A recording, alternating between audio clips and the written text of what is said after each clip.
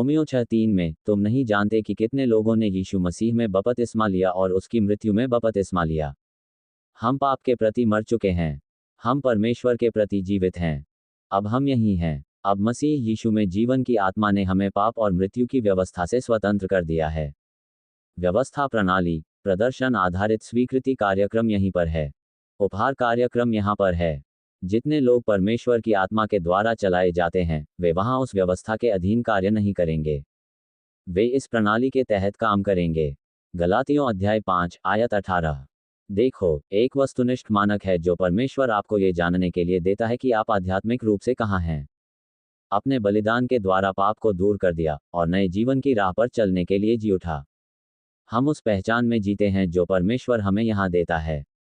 हम विश्वास के द्वारा उसमें जीते हैं, और फिर जब हम परमेश्वर के वचन के आज्ञाकारिता में चलते हैं तो हम इसे अपने जीवन के विवरणों में लागू करते हैं।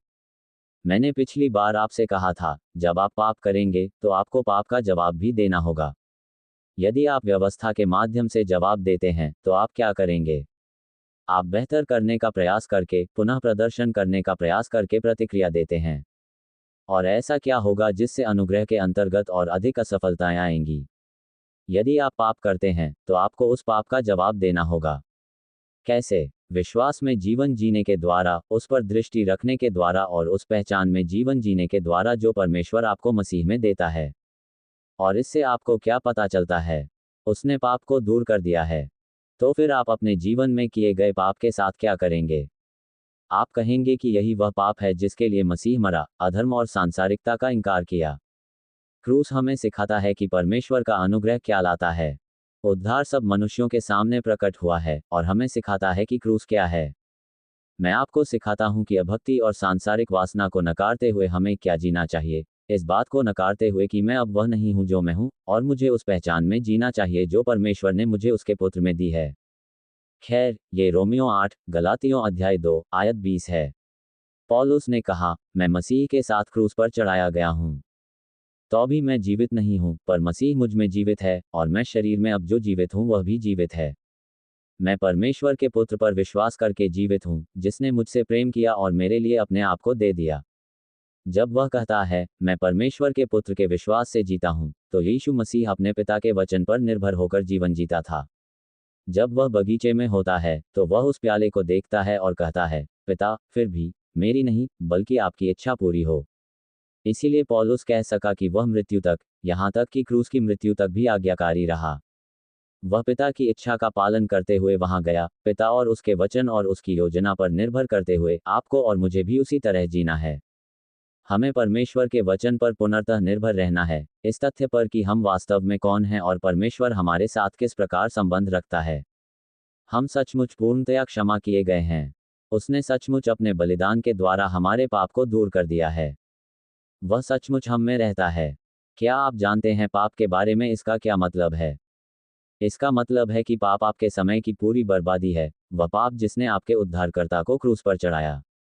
आज अपने जीवन में सक्रिय रहना आपके समय की पूरी बर्बादी है।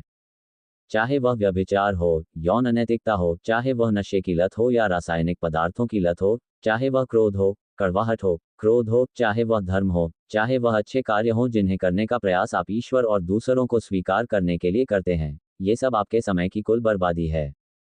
क्योंकि यह तुम हो, और आप देख सकते हैं कि आप जिस पर निर्भर हैं वही आपके जीवन को नियंत्रित करेगा। यदि आप परमेश्वर के वचन में प्रवेश करेंगे, तो इसीलिए हम हर सप्ताह यहाँ हैं और सराहना करते हैं कि परमेश्वर ने आपको अपने पुत्र के रूप में बनाया है। सिर्फ उछल कूद नहीं करना है। ओहियो में यीशु को यीशु से संबंधित चीजें बहुत पसंद हैं। मैं परमेश्वर के वचन के तथ्यों को जानने के बारे में बात कर रहा हूं कि उसने आपको मसीह में क्या बनाया है, मसीह की देह के सदस्य के रूप में आप कौन हैं। समझिए कि आज परमेश्वर क्या कर रहा है। जाने कि वह क्या कर रहा है। उसके पुत्र प्रभु यीशु मसीह, ब्रह्मांडीय योजना और ब्रह्मांड के लिए उसकी क्या महान ब्रह्मांडीय योजना है, और हम मसीह के शरीर के सदस्यों के रूप में उसमें कैसे फिट होते हैं। यदि आप इसमें शामिल हो जाएंगे तो इसे अपनी समझ में शामिल कर लेंगे। उस सत्य को अपने जीवन में जीने दो। इस पर अपना रुख रखें कि जो वास्तविक है वही है। आप न केवल यह समझेंगे कि परमेश्वर के कार्यक्रम में आप कहाँ हैं, बल्कि आप अपने जीवन के विवरण में परमेश्वर के वचन के सत्य को कार्य करते हुए देखना शुरू कर देंगे। क्योंकि यदि आप अपने जीवन में परमेश्वर की इच्छा पूरी करना चाहते हैं तो बस ये पता लगा लें, परमेश्वर के वचन से पता लगाए कि वह क्या कर रहा है, और फिर विश्वास के द्वारा ऐसा करो और तुम ऐसा करोगे और तुम अपने जीवन में परिवर्तन देखोगे। इसलिए नहीं कि तुमने बहुत सारे नियम और कानून बना लिए हैं, बल्कि तुम इस संसार के अनुरूप नहीं बनोगे, बल्कि अपने मन के नवीकरण के द्वारा परिवर्तित हो जाओगे। अपने जीवन के विवरण के बारे में परमेश्वर की तरह सोचें और आप मसीह के आपके प्रति प्रेम से उस जीवन से प्रेरित होंगे जो यीशु मसीह ने आपको दिया, जो परमेश्वर ने आपको अपने पुत्र में दिया, और उसका महान प्रेम, उसकी महान दया और उसका अनुग्रह जो आपके लिए प्रचुर और मुफ्त है। मैं तुम्हारे लिए वह आनंद, वह विजय चाहता हूँ। इसीलिए हम हर सप्ताह यहाँ आते हैं। अगली बार जब हम पुनः मिलेंगे तो हम आपसे मिलेंगे यहाँ हवा पर या हवा में। तक है, मरण था।